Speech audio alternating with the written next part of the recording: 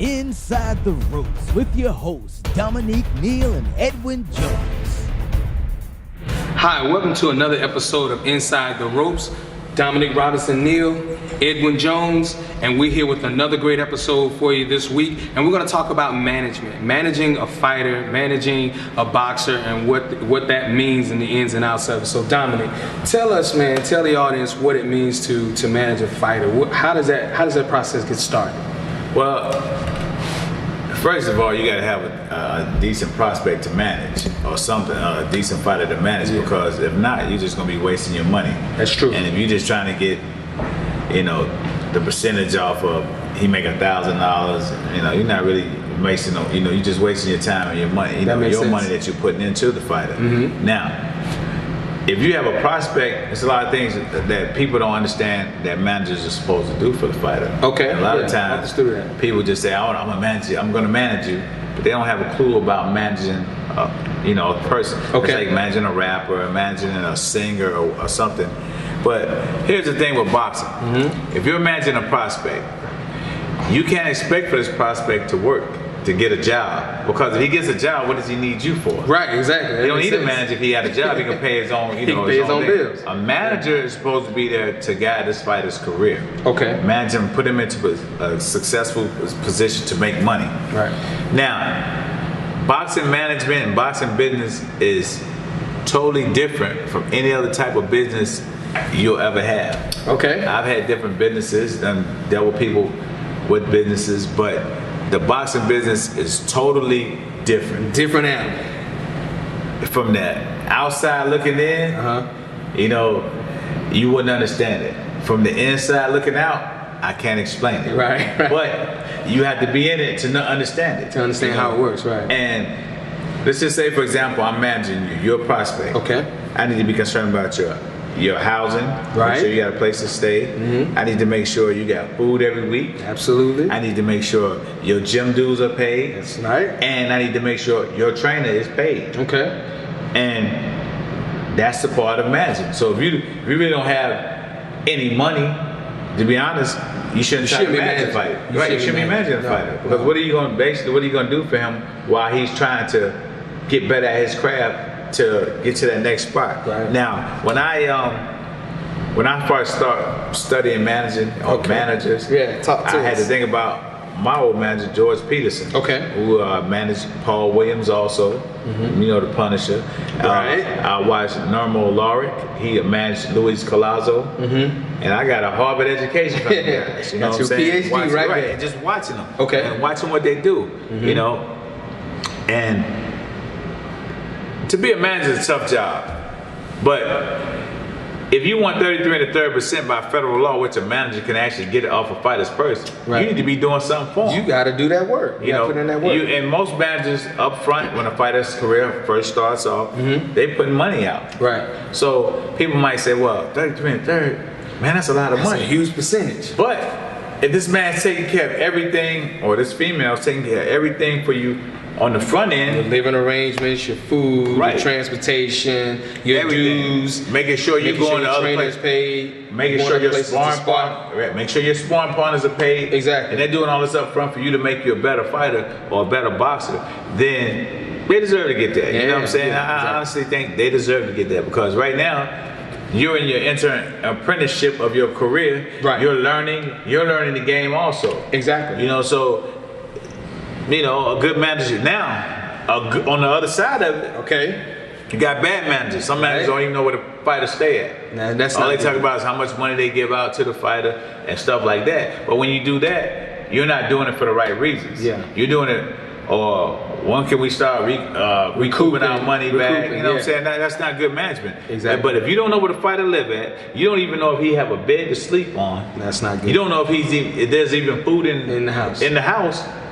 No. You're half behind manager. I want to say something else. You're You're not. And that's being real. Yeah, exactly. So what technically all you then all you doing is putting out money. That's it. But you're not caring about your investment. You're not putting in the work. You're not putting in the due diligence, as they say in business terms, to make sure that your investment is being taken care of and watched over. Correct. And a lot of times, And then you had managers who actually screw the fighter. The fighter, you've been some famous managers and promoters who screw fighters over. A fighter's supposed to get $1 million and then he only take like $80,000 home. That's not good. That's not great. Not at all. There's a lot of money missing in there. A lot of money, and then a fighter make over $400 million in his career and end up broke.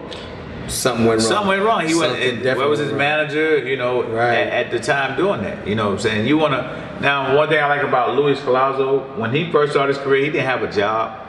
But once he made his big money, he went and got him a bread route. So he has one of the bread routes in either Brooklyn or Queens, New York. Okay. 4 o'clock every morning, they out there delivering that bread. There you go. But he's making that money. He's making it's that money. His business. Right. So in between fights, he's still being taken care of. Still being taken care of. You got money coming in. That was great, you know.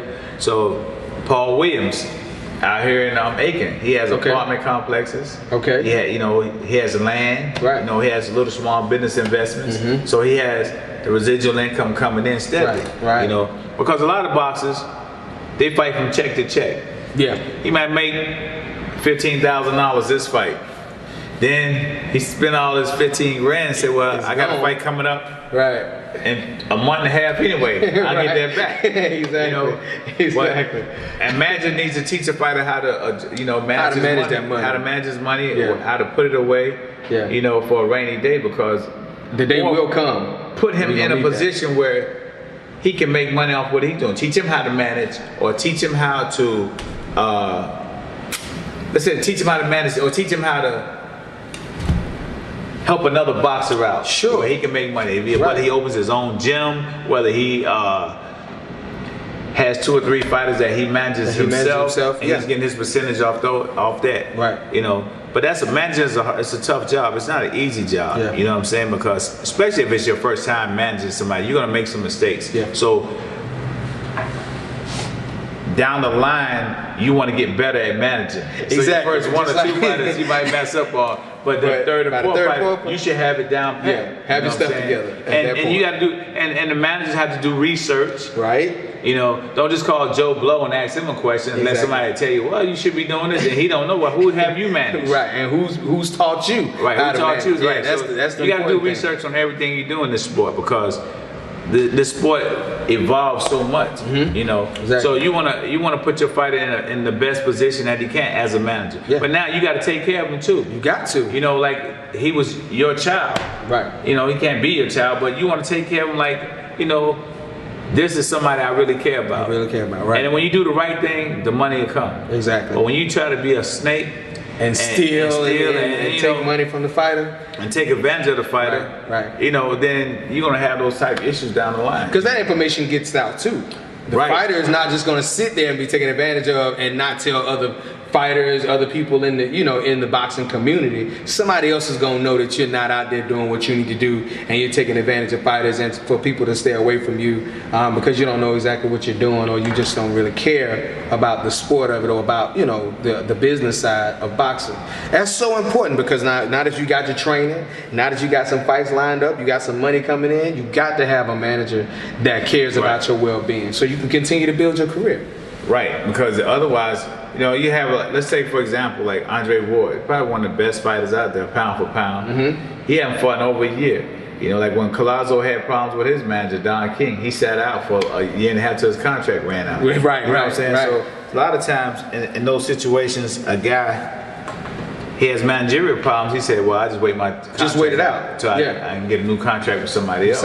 Who knows the game, or I won't sign a contract. A lot of them don't sign managerial contracts. They get an advisor. Okay. Like, if somebody gets Al Heyman, Al Heyman, they sign an advisor. If I got Al Heyman advising me, why do I need a manager? Don't need one. You're right. Because he's a powerful man in the game. He's a powerful man in the game. So if you have somebody like that, but everybody don't have that type of situation. That's true. So until you get a situation like that, you need the right people in your corner managing you. So you need a great trainer, somebody to get you ready for fighting and get you in shape, and you need a great manager. You need to make sure your skill set is ready to fight and everything. So it's all inclusive. And you need somebody promoting you. Somebody promoting you. Exactly. So you need a good team. You need a team. And the guys with the best teams always end up in a better situation. You got somebody doing this for you. There's somebody doing that for you. You got to treat the guy like a champion even before he is a champion. And that way you can focus on fighting. And that's it. Focus on boxing, focus on training, focus on getting better, and honing your skills and your craft. That's the most important thing. You don't want to have to worry about, oh my working goodness, a 9 to 5 yeah, job. I gotta get a job. Real boxer don't have I can't a run job. today. I can't run 3 miles today, coach. Because you think about it like this: if you got a job, let's just say you're working at Pizza Hut, right? And the trainer said, "Well, I got some sparring for you in North Carolina, or we're going to Vegas to spar." Vegas. No job won't let you just get off for 3 or 4 days at a time. We'll be back. We'll be back. No, they don't care if you're no boxer. Exactly. So if your skills are good enough or up to par, then your managers need to take care of that. Where the managers need to get out and work, get you some sponsorship. The managers need to get out and get that money coming in for you, so you can be a professional boxer, not a professional, not boxing as a hobby on the side. Right. A lot of people want you, okay, well, he's a boxer on the side. Right. And if you're going to school or something like that, that's cool. That's different. Because you can sort of finagle the school system, like go for like 2 or 3 days. Oh, I'm gonna take a day off because I got to go spar or something, or I got to fight out of town. Right. But if you had somebody's job, I know if you were a boxer, you came to my job and said, well, hey, Mr. Neal, I'm gonna be off for about 4 days. 4 or 5 days. I'm going up to DC to spar. Got to get ready for my fight. Don't worry about it. When you come back, you won't have a job. You won't have a job. You don't have to worry about coming. Just turning your name tag and everything now. Right. And so we'll take care of that. And a lot of people don't understand that because they're not in that actual boxing game. You know, so they can't understand it. You know, like whatever your business is, I'm not going to be able to understand it like you would. Exactly, and that's why I like this platform that you created. This opportunity for people to learn about boxing inside the ropes and outside the ropes. That's why I love this show. I'm thankful for the people that have been tuning in and the folks that we've been hearing from, because this kind of stuff right here is not your average information. You're getting good information from a great trainer, a man who knows the sport, who's been a professional fighter himself. And I'm telling you, you continue to tune in, you'll learn everything you need to know from this show right here, right, Dominic? Hey, everything you need. Trying to get everybody on board so they can. Once you look at boxing on TV, you can enjoy it more if you know more about something. You know, a lot of people just look at boxing because their boyfriends look at it or their homeboys look at it. Right. But if you actually learning something, and I've had a lot of people call and say they're learning a lot from the show. Yes. Which, thank you for your comments and thank you for your support. Yes. Keep going and checking us out. Yeah. And this has been another edition of Inside the Ropes. Boxing fact today. All right. We're going to go with Henry Armstrong. Okay. Henry Armstrong, Give it to him. held a 126 title, the lightweight title 135. That's huge, and y'all.